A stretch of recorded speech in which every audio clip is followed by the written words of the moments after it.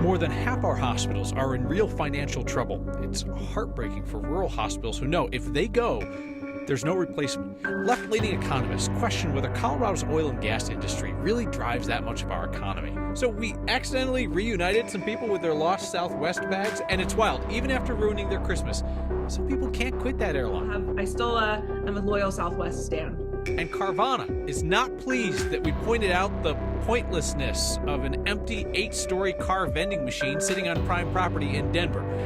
While you all have come up with more than 200 ideas of what could be done with the place. Let's get creative. Tonight on Next.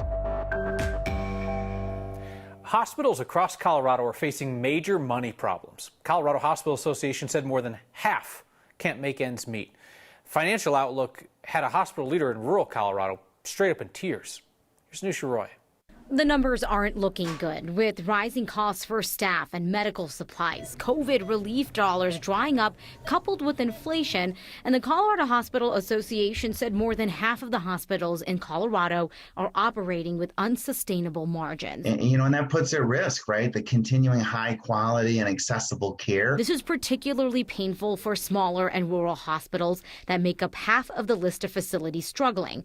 Rural hospitals help more than 500,000 people in 2021. Have operated at a zero or negative margin for several years now, and it's really starting to wear on our infrastructure. Kevin Stansberry is the chief executive officer at Lincoln Health in Hugo. He's also part of the Eastern Plains Healthcare Consortium. Lincoln is the only hospital on the I-70 corridor between Denver and Burlington. That's a 180-mile stretch. I don't have a whole bunch of cash that I can fall back on in lean years. It means some tough conversations about how to survive. One of the examples right now, Anisha, is OB care. Stansberry said on the Eastern Plains they serve as many as 200,000 people, but there are only 3 or 4 hospitals east of them that offer OB care, many of them over 100 miles away from one another. It's resulting in dangerous situations that Stansberry said a lot of people don't know about. We offer all of the prenatal care, but deliveries have to be done in the city. We've had a couple of employees that actually delivered their babies on the side of the road between here and the city because they couldn't make it in time.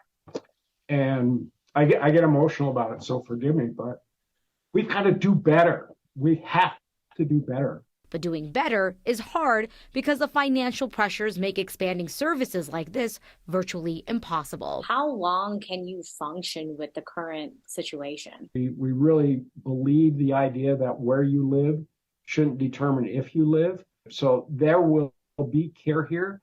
I just don't know how comprehensive it is. So Stansberry said that the moms he works with delivered on the side of the highway somewhere between Hugo and trying to get to the hospital in Colorado Springs. He said all of them, babies and mom, are doing well. And all of that happened in just the last 6 months. Wow.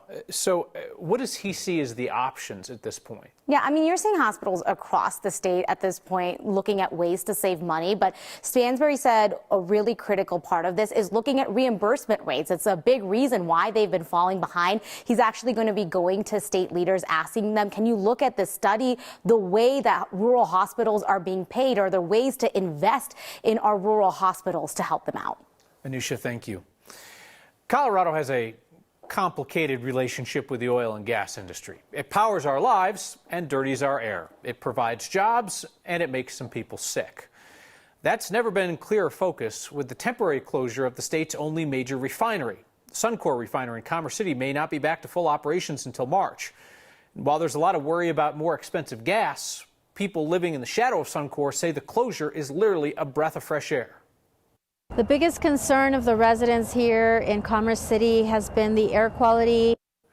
The nonprofit Cultivando has installed an air monitor to track air pollution around Suncor, and they'll be looking closely at the impact of the closure.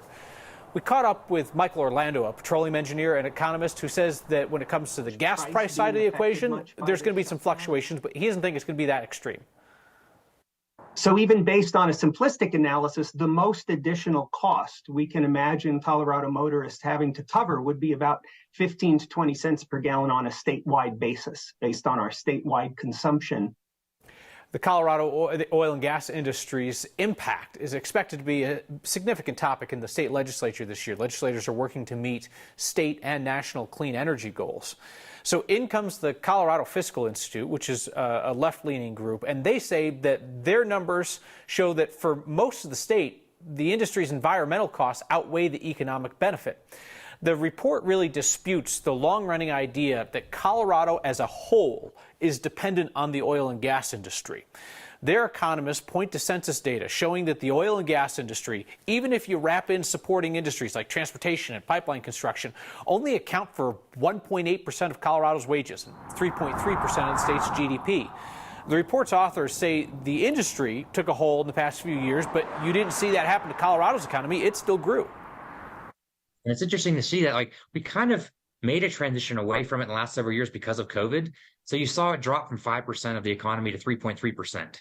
But at the same time, the oil and gas industry shrunk significantly. Our state GDP still grew significantly. And at the same time, the property tax collections from oil and gas shrunk significantly. We still had more property tax. Property tax still grew. Property tax losses from oil and gas and the transition away from it is going to have a more significant impact in some areas than others. This report calls for localized help in places like Weld County and Garfield County to help prop up local budgets as property tax revenues decline as we move away from oil and gas toward clean energy. Republican Congressman Ken Buck is being incredibly consistent on the issue of how classified documents are handled. Buck is consistently concerned about it when Democrats are accused of mishandling documents, and Buck is consistently not concerned about it when Republicans are accused of mishandling documents. Buck today is calling on President Biden to release the visitor logs from his office in Delaware where classified documents were found. Buck said it's deeply concerning that the president's lawyers found those documents in a private office and turned them over to authorities. This really lines up with Buck's concern about Hillary Clinton's handling of classified documents, and you'll note it sounds a bit different than Buck's level of concern when former President Trump was scrutinized over classified documents. I understand that former presidents, former secretary of states may very well have classified information. He may be writing a memoir. He may be writing an autobiography. You can be sure that foreign governments, if they can hack into a Sony computer, foreign governments can hack into a server in the basement of a home in Chappaquiddick, New York. The fact that he had documents in and of itself isn't a concern. The problem that I hear here in Colorado is what was she hiding? That is a pretty impressive contortion. You've got concerned to not concerned and then back to concerned again. A double Buck flip. You ever have to wait on a bag when you get off a plane? You know, hold on for 3 weeks or so? You probably haven't done that unless you flew Southwest over the holidays. Our Marshall Zellinger checked in with 3 travelers, each with a different story about trying to undo Southwest snafu.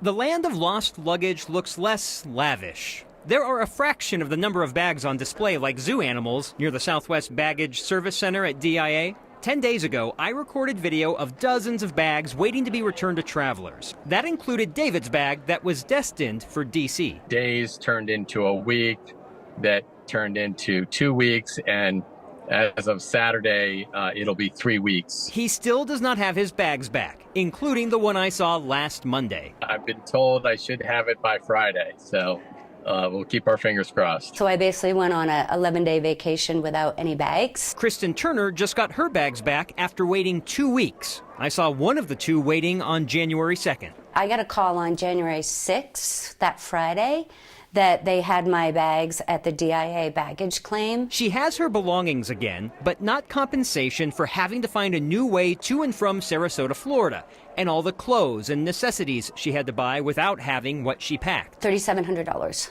And that's including the airline ticket I had to buy last minute, the lift, the piece of luggage I had to buy to bring home the stuff I had gotten to have a vacation. I emailed a Southwest spokesperson for an estimate on the number of bags yet to be returned. I was told, we don't have any numbers to share, but nearly 100% of bags have been returned. Marshall, I am a strict carry-on only girly. Natalie Siegel was not without her bags for any period of time, but she did ask Southwest for nearly $1,600 for her and her husband's last-minute Delta flight back from New York and the Uber they had to take to switch airports. I got an email yesterday that they are reimbursing me $1,593. So this experience sucked, of course. It was not great. But look at how they righted it. I could not believe that we got back all of our money. It was unbelievable.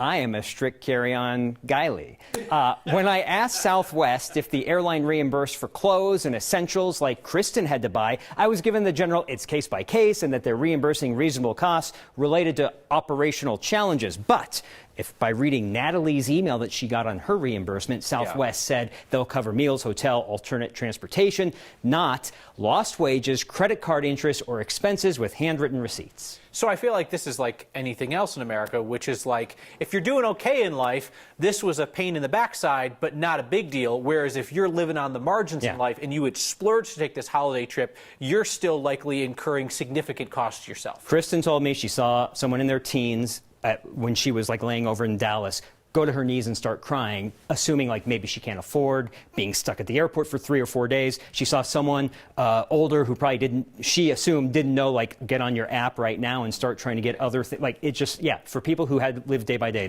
this is going to be tough. Man, and the fact that it's still getting sorted out now, just wild. Marshall, thank you.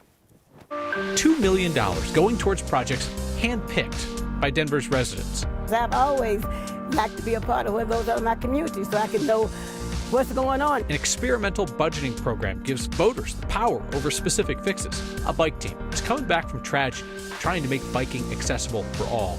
And Carvana is none too pleased we pointed out its empty 8-story car vending machine sitting uselessly along I-25. Now they say they want to create some buzz before it opens. Well, you're buzzing with ideas of what could be done with the place. Next.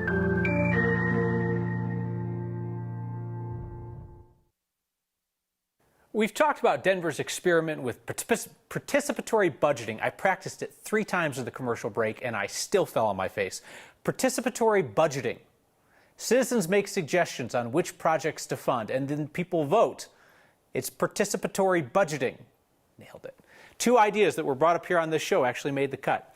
$2 million allocated by voters in November. So it went to projects proposed by people like Kathy Ewing, who wanted to expand community gardens outside subsidized housing. To get a community garden for our elderly and our young people so that we can try to learn how to cook healthy, eat healthy, and be healthy at a young age.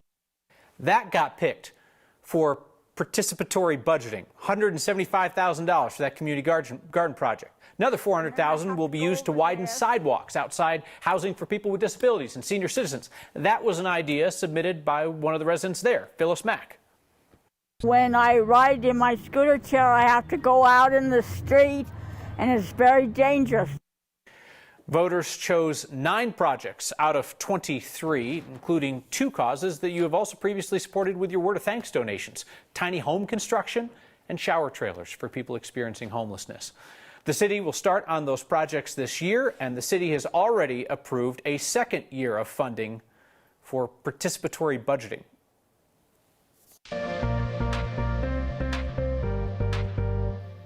Well, we have a couple of drier, warmer days in store as we make our way into the weekend. Today, we got to 41 degrees at DIA, a little warmer in downtown Denver, into the upper 40s and even low 50s in some areas there. We saw those 50s to the south. 20s, 30s, 40s in the high country. 44 was the high out west in Grand Junction. Now we're at 27 degrees at DIA. Feels like 15 with winds coming in from the south-southeast at 15 miles per hour. So a bit of a chilly feel out there tonight. But as we go through the afternoon tomorrow, we're going to see more sunshine and temperatures rising even further. As we take a look at our HD Doppler radar, there's not a whole lot happening over Colorado, and it's going to stay pretty dry over the next couple of days. The most we're going to see is just going to be some in and out cloud cover. So overnight, we'll see those lows dropping into the middle 20s. We'll see mostly clear skies, calm winds, and then over the next couple of days, those temperatures rising around 10 degrees above our seasonal average for this time of year, making it into the middle 50s Friday and Saturday. Sunday, though, we do have a weak system that pushes in very spotty chances for rain snow mix. We dry out for MLK Day on Monday, then we watch for more rain and snow chances as we go into the middle of the week. A team of long-distance cyclists knows the danger of the roads. And there was a truck that went around her, and it came in too sharp and clipped her right off the bike. They're getting back on the bike with new perspective on who should be able to ride safely. That's next.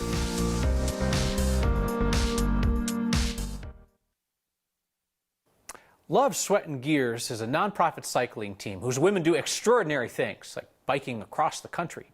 2 years ago, the team was in the middle of a long-distance race when teammate Lacey Jones was hit by a semi. She's since recovered, and the crash motivated the team to make sure that people with disabilities don't face barriers to getting on the bike. I'm so proud of you guys. Yeah. We're just regular girls, regular women that are going to do something pretty extraordinary. Love, Sweat, and Gears is our cycling nonprofit. My best friends and also my teammates. So our first major race as a team, we participated in RAW, which is Race Across the West. And that was in 2021. We were motivated. Well, it started off amazing.